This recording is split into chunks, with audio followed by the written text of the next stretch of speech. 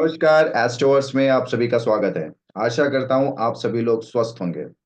तो आज का जो मेरा वीडियो है ये होने वाला है जुपिटर और राहु, गुरु और राहु का कॉम्बिनेशंस, यानी कि कंजंक्शंस, इनके कंजंक्शंस हो या इनकी या राहु की दृष्टि हो या जुपिटर की दृष्टि हो एक दूसरे के साथ। तो कहीं ना कहीं इसकी जो है ना इफेक्ट्स आपको जरूर दिखती है, क्योंकि यहाँ पे राहु जो है ये इल्यूजन्स क्रिएट करने वाले, चीटिंग करने वाले, और कहीं ना कहीं आप ये कह सकते हो कि कलयुग के राजा कहे जाते हैं। और वहीं पर जुपिटर की बात करूं तो जुपिटर जो है आपको नॉलेज देता है, विजडम देता है, बच्चों के कारक है, मैरिज है। जुपिटर मतलब कह सकते हो कि सारी की सारी ऐसी चीजें जो आपको जरूरत है इस मेटेलिस्टिक वर्ल्ड में। क्योंकि अगर आपके पास नॉलेज नहीं होगा तो आप आगे नहीं बढ़ पाओगे, समझ नहीं पाओगे कि किस तरह से आपको क्या चीजें पानी है या छोड़नी है। क्योंकि जुपिटर आप देख लो, जुपिटर लक के कारक है, वहीं पर ही मोक्ष के कारक है। जब तक आप जुपिटर आपका अच्छा नहीं होगा, आपका लक अच्छा नहीं होगा। आप कहीं ना कहीं ऐसे काम में भी फंस जाओगे जो जहां पे भी आपको लक की जरूरत होगी वहां पे ये परेशानी दे देते हैं।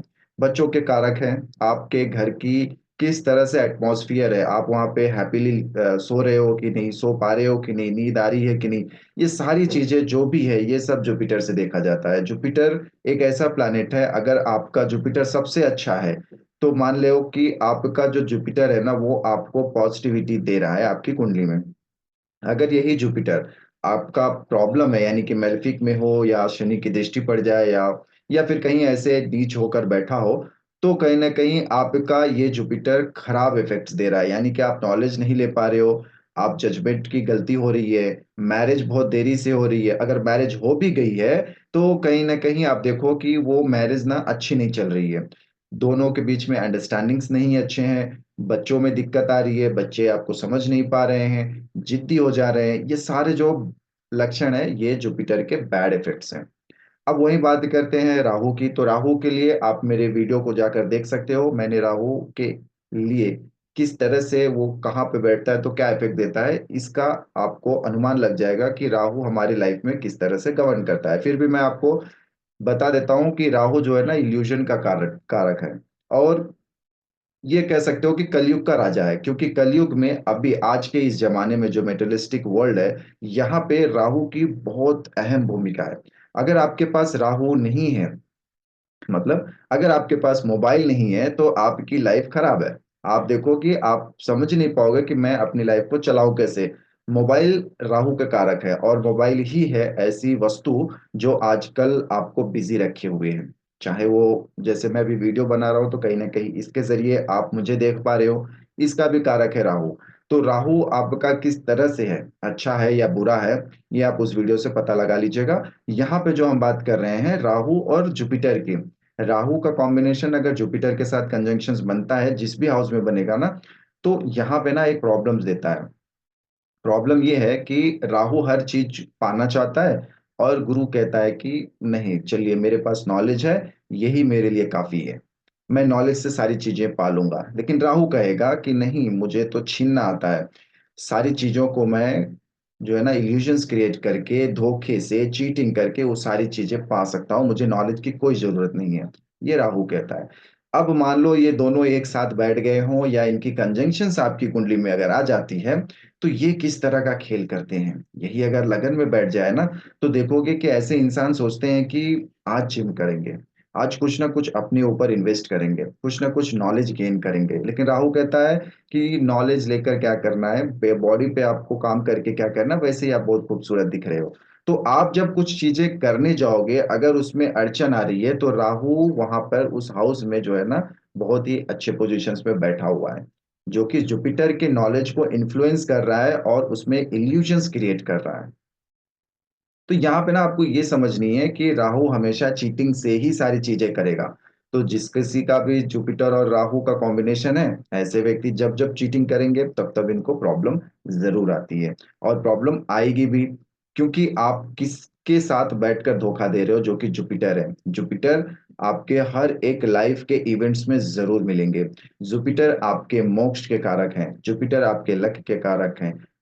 तो ये जब आपकी इच्छाएं इतनी बढ़ जाए और आप उसको कंट्रोल ना कर पाओ, तब जुपिटर की जरूरत पड़ती है।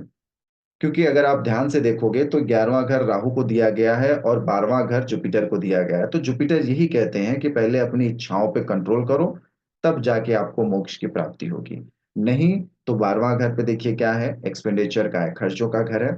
तब आपको खर्चे कराएंगे, जो भी आपके 11वें घर से आप जितने भी आपकी इच्छाएं हैं या आपके जितने भी सोर्स ऑफ इनकम से आप पैसे जनरेट कर रहे हो, सब 12वें घर से खर्च होंगे। तो जुपिटर और राहु का जो कॉम्बिनेशन है, एक कहता है कि सारी चीजें ले लो, एक कहता है कि सारी चीजें छोड़ दो।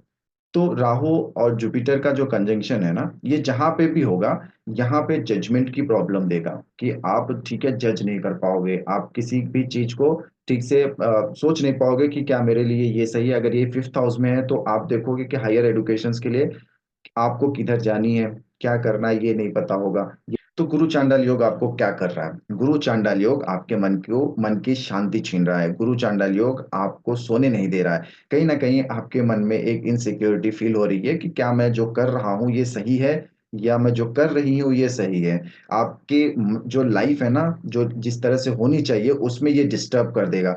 या तो फिर देखो ना, ऐसे इंसान का जब कभी भी पहले घर में जुपिटर राहु का कॉम्बिनेशन हो या सातवें घर पे जुपिटर राहु का कॉम्बिनेशन हो, ऐसे व्यक्ति की जो लाइफ है ना वो आफ्टर मैरिज चेंज हो जाती है। जैसे इनकी शादी होगी ना, इनके हस्बैंड के ऊपर कहीं ना कहीं आप देखोगे कि वो जो है ना, मिसअंडरस्टैंडिंग्स क्रिएट हो जाना, या फिर हस्बैंड कुछ काम नहीं करना, ऐसे मिलेंगे इनको जो हमेशा प्रॉब्लम में ही रखेंगे। हाँ देखो, यहाँ पे ना आपको ये भी देखनी है कि राशि कौन सी है, ठीक है। क्योंकि गुरु पराशर के हिसाब से 1 4 7 और 10 में जहां पे भी गुरु बैठता है वहां अच्छा माना गया है। लेकिन यहाँ पे राहु आने की वजह से उसमें इल्यूजन्स क्रिएट करना ही राहु का काम है। राहु जब कभी भी सातवें घर में बैठता है ना, तो पार्टनर के मन में हमेशा जो है ना एक इगोइस्टिक भावना ला देगा। उसको जो है ना, कह सकते हो हिंदी में घमंड जो है ना एक तरह का आ जाता है, जिसकी वजह से इनकी लाइफ में प्रॉब्लम्स आने लगती है। क्योंकि जुपिटर जो है ना समाज के बारे में सोचता है कि समाज क्या कहेगा, और राहु कहता है कि समाज को जो कहना कहने दो, मुझे तो आगे बढ़ना है, मुझे तो जीतना है। क्योंकि साइकोलॉजिकली अगर बात कहूं तो साइकोलॉजिकली जो है ना राहु बहुत स्ट्रांग काम करते हैं। क्योंकि राहु इस मेटलिस्टिक वर्ल्ड यानी कि कलयुग के राजा हैं, तो वो कलयुग में किस तरह से रहना है ये सिखाते हैं। लेकिन जुपिटर क्या कहता है कि मुझे ना जैसे मैं था वैसे ही रहूंगा, सारी चीजें जो है मैं सोच समझ कर ही बात करूंगा। जैसे कि कोई एक बंदा आता है आपको जो है ना कुछ उल्टी सीधी बातें कर कर चले गया, तो जुपिटर जो है ना, जुपिटर क्या कहेगा, चलो कि मैं उनसे बात कर लेता हूँ, बात कर कर सॉर्ट आउट करने की कोशिश करूंगा। लेकिन राहु अगर है यहाँ पर, तो राहु क्या कह रहा है कि नहीं, बातचीत से काम नहीं बनेगी। जैसे उसने आपको और बोला है, आप भी उसी को उसी तरह से जवाब दीजिए।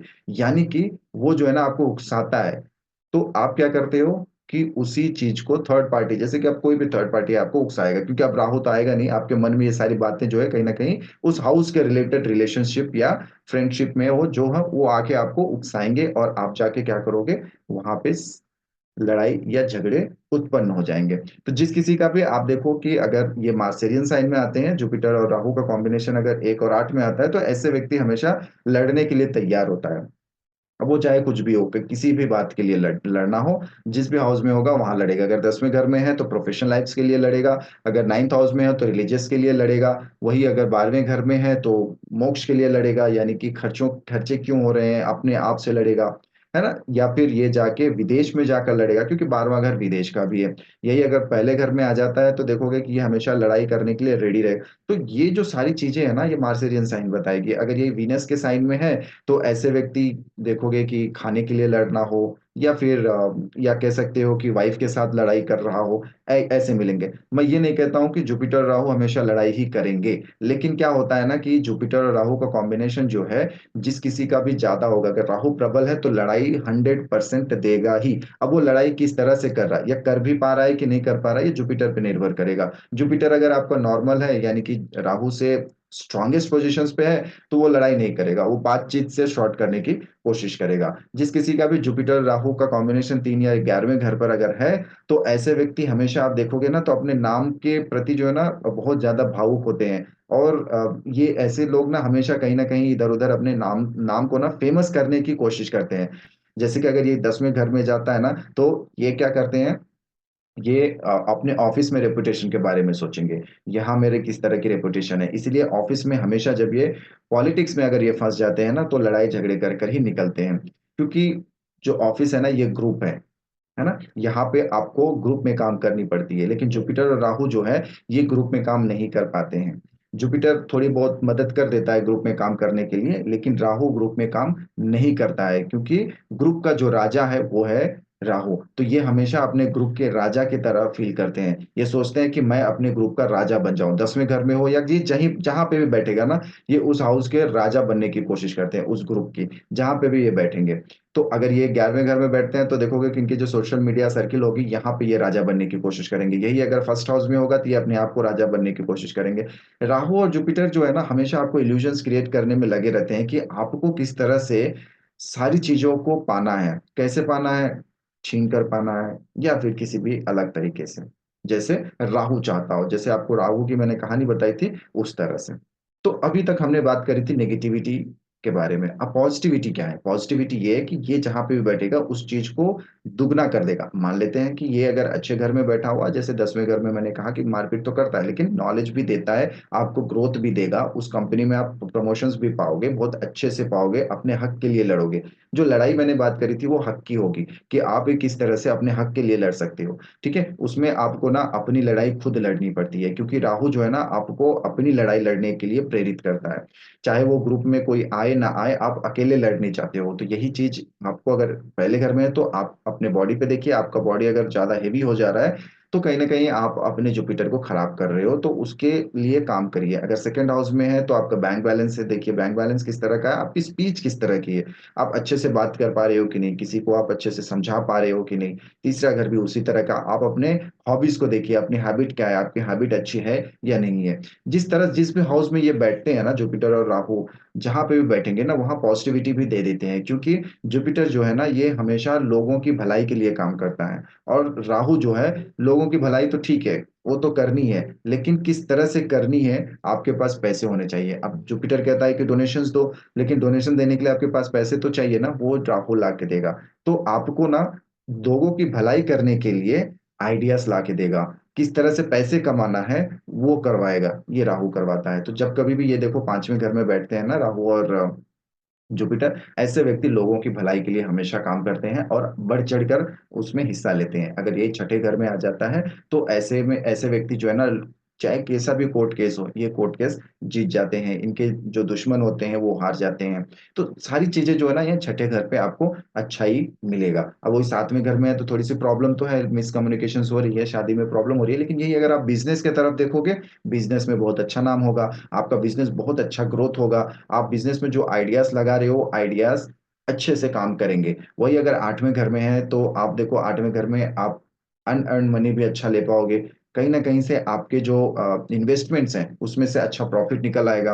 वही 9वें घर में है तो अपने धर्म को लेके बहुत अच्छे से उसको फॉलो करोगे, और अपने धर्म में ही आप जो है ना ट्रांसफॉर्म करोगे कि इसको इस तरह से नहीं, इस तरह से मानिए, तो यहाँ से आपको पॉजिटिविटी जरूर मिलेगी।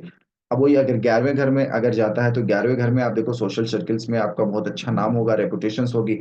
लेकिन क्या हो जाता है ना कि जब 11वें घर पे जुपिटर और राहु आता है ना, तो ऐसे ऐसे में आपको जो है ना चीटिंग नहीं करनी चाहिए, क्योंकि 11वां घर जो है ना चीटिंग दिलाता है, क्योंकि ये खुद राहु का घर है। तो यहाँ पे अगर आप चीटिंग के जरिए किसी भी चीज को पाने की कोशिश करते हो, तब जाके आपको यहाँ पे प्रॉब्लम होती है। अदरवाइज यहाँ पे आप बहुत अच्छा रेपुटेशन सोशल मीडिया में गेन कर सकते हो। अब यही अगर जुपिटर राहु कॉम्बिनेशन अगर ये 12वें घर पर जाता है, तो देखो 12वां घर क्या है, हमारे मोक्ष का कारक है, खर्चों का घर है, कहीं ना कहीं हॉस्पिटलाइजेशन है। तो यहाँ पे ना 12वें घर पे जुपिटर क्या करता है कि जुपिटर कहता है कि मैं आपको मोक्ष तो दिला दूंगा, लेकिन अपनी इच्छाओं को छोड़िए। क्योंकि अभी इसके साथ राहु भी यहाँ पे बैठे हुए हैं, तो वो इच्छा छोड़ नहीं पाता, जिसकी वजह से इसको जो है ना 12वें घर पे थोड़ी सी प्रॉब्लम्स आती है। लेकिन ऐसा व्यक्ति अगर ये अब्रॉड जाता है ना, जब ये बाहर जाता है, अवे ऑफ द फैमिली होता है या अपने फैमिली से दूर रहता है, तब कहीं ना कहीं इसकी जो है ना ग्रोथ बहुत अच्छी होती है, और नॉलेज भी बहुत अच्छा मिलता है। ऐसा व्यक्ति हो सकता है कि ये बाहर जाकर पढ़ाई करे और उसमें इसको सक्सेस मिल जाए, और उसकी फिजिकल हेल्थ भी बहुत अच्छी रहती है। तो जुपिटर और राहु का जो कॉम्बिनेशन था, ये जुपिटर राहु का कॉम्बिनेशन आज के इस वीडियो में तो सिंपल सा है। जुपिटर राहु जहां पे भी बैठे ना, आप ये हमेशा ध्यान रखिएगा कि जुपिटर जिस भी चीज को पाने की कोशिश कर रहा है, वो आपके लिए सही है। लेकिन अगर उस पाने के चक्कर में आपको कुछ गलत काम करने के लिए पड़ रहा है, तब समझिए कि आपका राहु आपको इल्यूजन्स क्रिएट कर रहा है। तो हमेशा ध्यान रखिएगा, किसी भी चीज को पाने के लिए, अच्छी चीजों को पाने के लिए अगर आप गलत रास्ता इस्तेमाल कर रहे हैं, तब राहु आपको प्रॉब्लम दे रहा है, तो गुरु चांडाल योग प्रॉब्लम दे रहा है। तो हमेशा याद रखिएगा, जब कभी भी गुरु चांडाल योग आपको बने, तो गुरुवार के दिन हमेशा फास्टिंग करिए, या फिर केले का डोनेशन करिए, या केले के पेड़ पर जल चढ़ाइए, या केले के पेड़ पर जो हम हाथ में बांधते हैं, ये जो मौली होती है, इसको आप केले के पेड़ पर जो है ना 3 बार लपेटिए, 3 धागा बांधिए उसमें।